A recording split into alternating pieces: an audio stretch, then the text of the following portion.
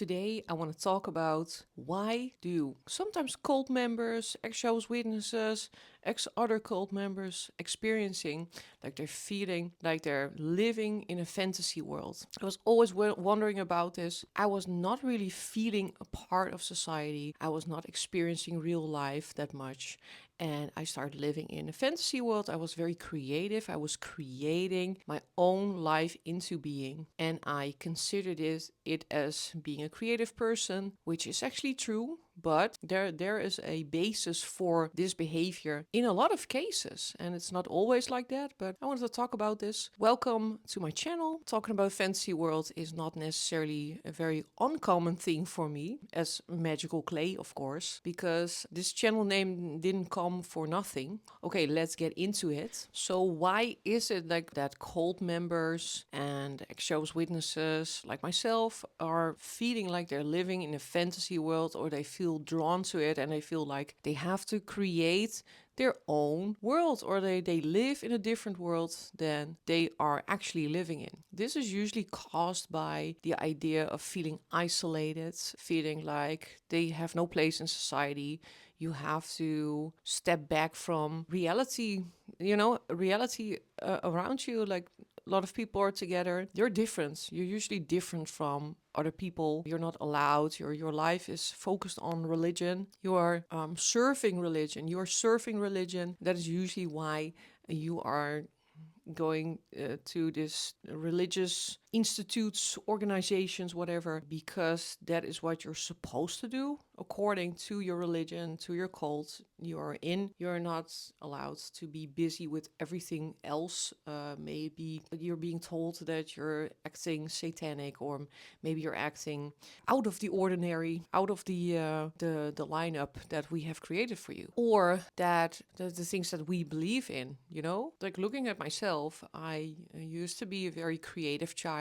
I never really wanted, I really didn't want to live in this society. And also I didn't want to live the current life I was living. I wanted to live a life that was so, it was a life out of the ordinary, out of the, I didn't like normal things, because also the normal things were not as normal. It was a coping mechanism to escape the life that I was living. I was very much enjoying cartoons, for instance. I was a huge cartoon fan, and video games. I had two brothers, a younger brother, older brother, and my older brother started playing Nintendo, Super Nintendo. I'm just going for it. The nerds are gonna love this one. Really, they really will love this one. So I remember sometimes Sundays we were playing on the Super Nintendo, playing Super Mario World, and it was amazing. And I remember these tunes from the games, and my brother was trading games with other people. There was a thing that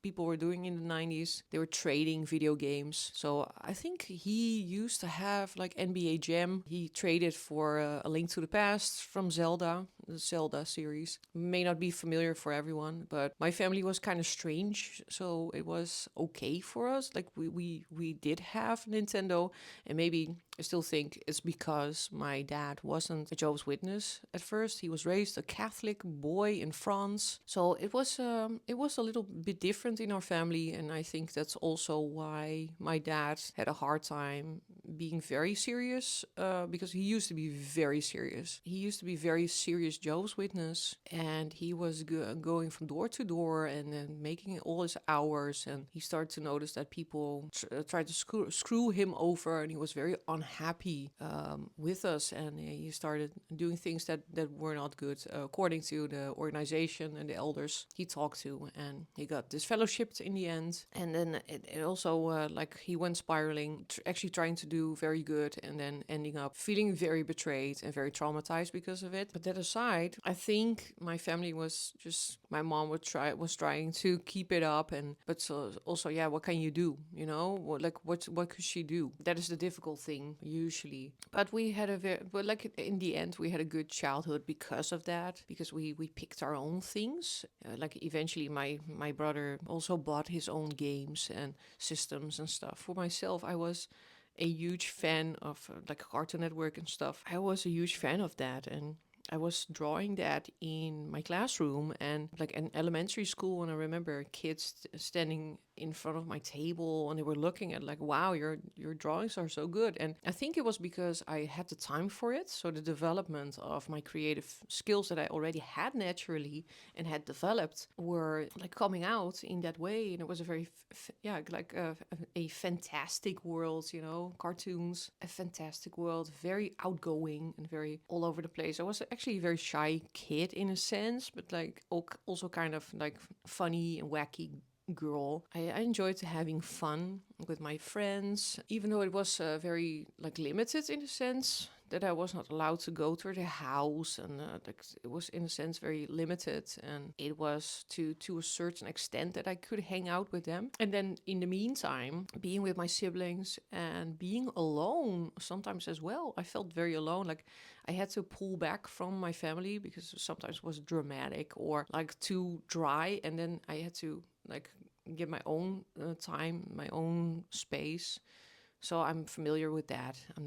It's not weird for me to have that. I played with Barbies, but usually I was drawing, maybe playing on a keyboard. I used to have a keyboard as well. So I was looking for a way out in a sense. I was looking for that. But then feeling isolated in life and in the situation you're in, and your life is supposed to go about like religion, cult, the spiritual experience you're having in your life is something that can be, you're looking for something to do. Because it's so dry, you are looking for something to do, because the only thing you're allowed to do is being at home. Usually, yes, I could play outside, but like my mom was very much on my skin a lot, so it was difficult to feel. Of course, you're a child, I know, but it feels like you are being watched every step of the way, and it's scary. It's like you're not really like, and you're safe in your home to be more who you are. And I think that's also why my parents accepted that I was very creative and that I was wearing outgoing things like clothing, because that kind of kept me in order of everything. So I wasn't really outing that in my clothing, going to the Kingdom Halls, to going to meetings and stuff, like the conventions. I was wearing like normal clothing, these dresses and like headbands, like cute headbands and stuff. These shiny little shoes. I remember that. And that's not what was inside of me.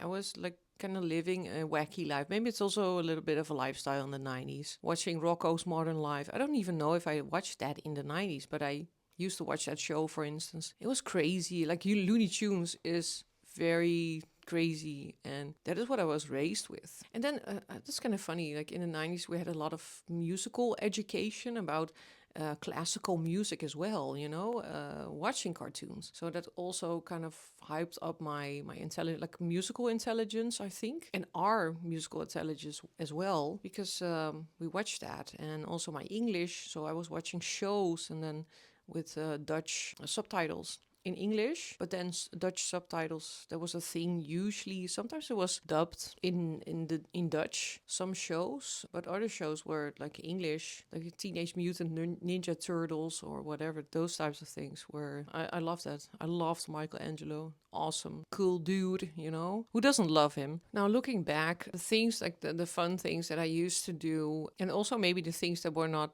necessarily okay to do for our religion were the things that I remember most and that I still love the most. I will still watch videos from Game Boy games or like Super Nintendo games, and it's so nostalgic to me. And remembering these commercials, sometimes I'm watching commercials online, and it's just so fun to watch them, and I remember them or like see them again, and I'm like, oh yeah, of course, you know. So it's very nostalgic, but nostalgia can also have a negative impact. I see people around me, I've been that person as well. I think that I'm dressing in nostalgia, like that's my personality, and I don't really want to live here right now. You're not really enjoying this moment while you can create very fun things in this moment. So I think for me, the price that I had to pay was learning to find myself. Like you're waking up to what actually happened, and you're feeling very angry with your parents and everything around you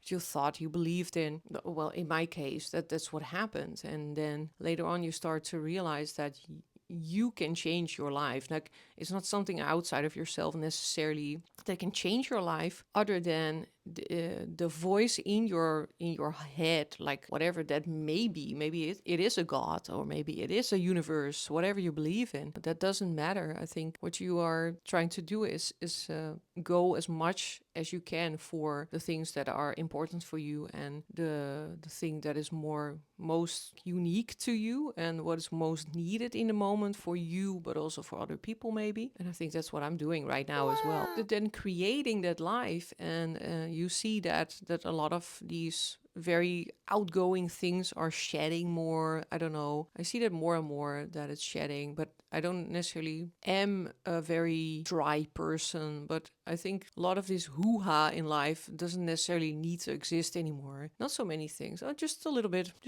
like very big sleeves or something like that, you know?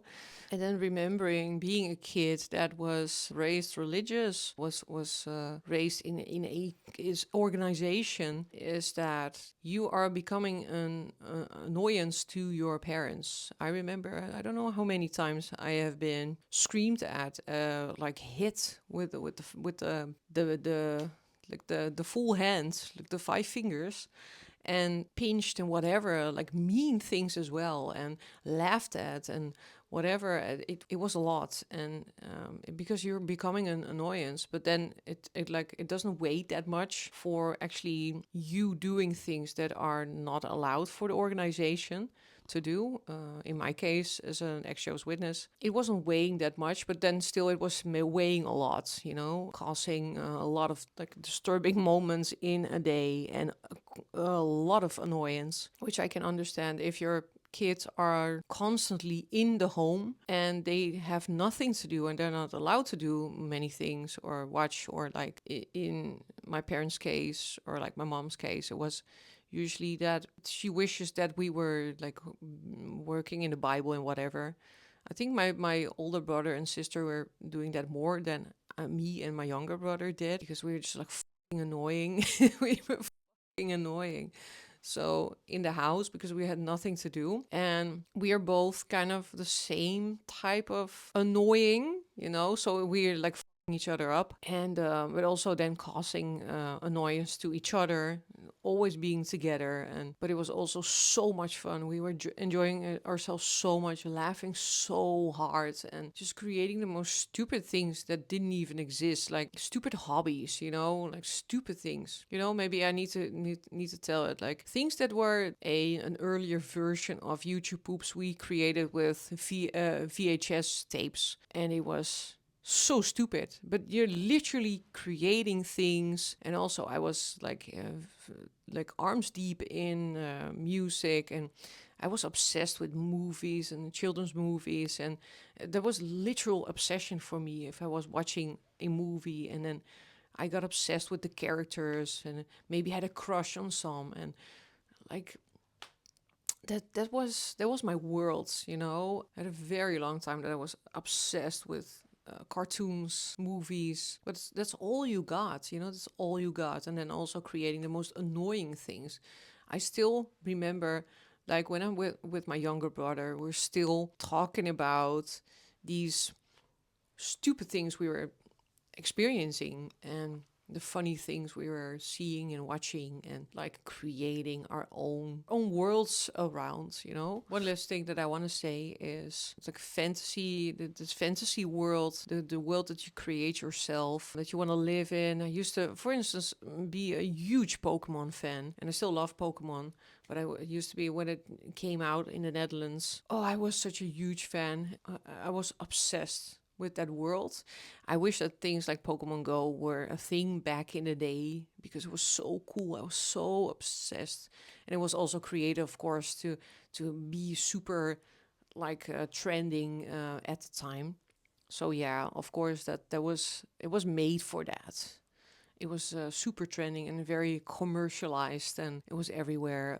But that helped me to find my place in the world, and that I could be something other than I was doing. From the music to the cartoon, it was really funny as well. I think it was the best time. But that aside, like this world that I've been creating, and also the for instance the actual creation of things like drawing and making music were very healing things to do next to the dry things, and the things that I was especially not allowed to do were things that I loved to do and were really me in the sea of the things that you were not allowed to do, and the sea of this is what you have to do and this is what you have to be and have to present to the world. I was like putting up my middle finger and I was like, no, but I want to do this. And that is okay, you know. I think it's okay also for Joe's witnesses to enjoy the things that you like to do. Of course, you are okay with, like, you need to be moderate and you need to be clean, you know, the songs and the things you're watching, which wasn't always the case, but it's very important for your personal development. But it also clashes when it comes to you need to live in a certain way, but then also you are you. But yeah, you have to find a way with that, you know, and it's fine. I think it's fine. Taking a step up. Yeah, I used to wear a lot of colorful clothing, being a very colorful person. I think also waking up spiritually, or like having a spiritual journey, discovering what is meant for me, caused me to cool down a little bit and understanding why I was doing certain things, why I was wearing certain things. And but also I realized that the traumatic experiences were, I had a lot of focus on that, and now it's calmer. I'm not really focusing that much on it anymore, and which also opened me up because I don't need to necessarily distance myself from others. I'm really looking for connecting with other people again. I took some years out to discover more of myself and having this inner journey, or whatever you want to call it, the spiritual journey. But now I'm at a point where I'm like, my focus is not necessarily so much on me anymore, but it's going to be more outward, which is a good thing. That also causes to be less in my own fantasy world, which I also need. I need this space for myself, but it's a good thing that I'm going to be more with other people again. And it's been very difficult, of course, with the lockdown several years ago, but it's also, yeah, like a very good thing to be together again, you know? Yeah, when it comes to nostalgic things, I'm still enjoying that a lot. I'm still enjoying it a lot, but I'm not letting it lead me anymore that much, because you're really gonna miss it. You know, nostalgia can be painful, and I'm gonna miss the time that I was alive. But I can also now look at how cool that was and how that formed me, and how I was so grateful, and that I am grateful for being alive in that time, you know, in the 90s, in the 80s, in the 90s. That was it. That's what I wanted to talk about. Thank you so much for watching. I've had a 4 short series. I hope you enjoyed that, because I really wanted to make them. It was just so fun. I've been recording all of it at once, basically, after each other, and then edited it, and it was so fun to make. And I can really express myself in those short videos, and I could like get out also like the videos about generations and the nostalgia things, and maybe like the 90s kid type of content. I love that. So I want to mix it a little bit sometimes with this, with my ex-Jehovah's Witness content, of course, for people to watch. And I hope you enjoyed it. I hope you enjoyed this video as well. Like and subscribe to my channel, and yes, keep on connecting. I would like to have more conversations with people as well in the future. Would love to talk to an ex-Jehovah's Witness as well. Hint, hint. Yeah, maybe I'm gonna screen people doing so. I don't know. Thinking about that as well. Yeah, if you want to, like, if you want to tell me something, like ask me in the comments, or tell me in the comments. Let me know what you think. Maybe tips for topics that I can use, because I'm very open to that, and I will always react. So thank you so much for watching, and peace.